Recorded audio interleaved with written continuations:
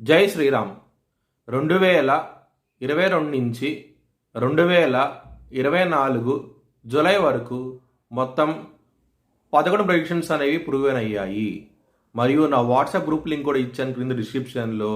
ఇది నిజమా కాదా అనుకుంటే కనుక ఈ 11 ప్రెడిక్షన్స్ అనేవి కింద డిస్క్రిప్షన్లో ఉంటాయి. మీరు చెక్ చేసి నిజమైతేనే నా వాట్సాప్ గ్రూప్ లింక్ యాడ్ అవ్వండి మరియు నా ఛానల్ని సబ్స్క్రైబ్ చేసుకోండి. తులారాశికి అధిపతి శుక్రుడు. తులారాశిలో చిత్తా 3, 4 పాదాలు, స్వాతి 4 పాదాలు, విశాఖ 1, 2, 3 పాదాలు ఉంటాయి. ఏ నక్షత్రం వాళ్ళందరికీను నేను చెప్పే వార ఫలితాలు వర్తిస్తాయి. ఈ వారంలో లగ్నాధిపతి అయిన శుక్రుడు 12వ స్థానంలో నిలబడి ఉన్నారు. హెల్త్ పరంగా మాత్రం ఇబ్బంది పడే అవకాశం ఎక్కువగా ఉన్నది. ఈ వారంలో కొంచెం జాగ్రత్త అంటూ ఎక్కువ తీసుకోండి. ఒకవేళ మీ జన్మ జాతకంలో కనుక దశలు అంతర్దశలు యోగించకుండా ఉంటే కనుక హాస్పిటలైజేషన్ అయ్యే అవకాశం ఎక్కువగా ఉన్నది. కొంచెం జాగ్రత్తగా ఉండండి. 2వ స్థానాధిపతి అయిన కుజుడు 9వ స్థానంలో ఉన్నారు. కుటుంబ పరంగా మాత్రం ఎటువంటి లోటు అంటూ ఉండదు. మీకు కుటుంబం నుంచి సహకారం అంటూ ఎక్కువగా ఉంటుంది. ఈ వారంలో చాలా ఆనందంగా ఉంటారు. 5వ స్థానంలో శని ఉన్నారు.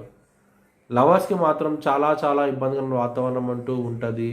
మిస్కమ్యూనికేషన్ మూలంగా, మిస్అండర్స్టాండింగ్ మూలంగా ఇబ్బంది పడే అవకాశం ఎక్కువగా ఉన్నది. ఈ వారంలో కొంచెం జాగ్రత్త అంటూ ఎక్కువ తీసుకోండి.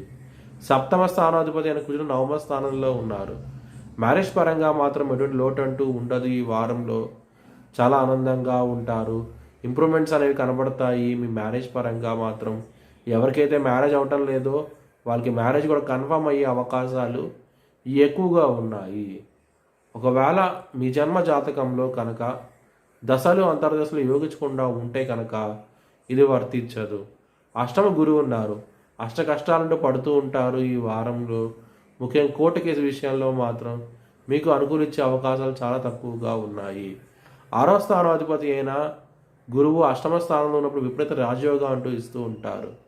ధనపరంగా మాత్రం ఎటువంటి లోటు అంటూ ఉండదు. ఈ వారంలో చాలా ఆనందంగా ఉంటారు.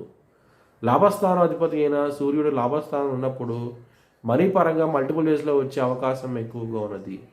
మీ భవిష్యత్ వివరాల కోసమై హెచ్ఎల్ఎన్ జ్యోతిష్యాలయాన్ని సంప్రదించండి. 2024 భారత్ ప్రైమ్ మినిస్టర్గా నరేంద్ర మోడీ రీఎలక్ట్ అవుతాడని చెప్పి నేను మార్చ్ 2022లో చెప్పడం జరిగింది. అది ఈ నెల ప్రూవ్ అయ్యింది. Thanks for watching this video. Please like, share and subscribe my channel.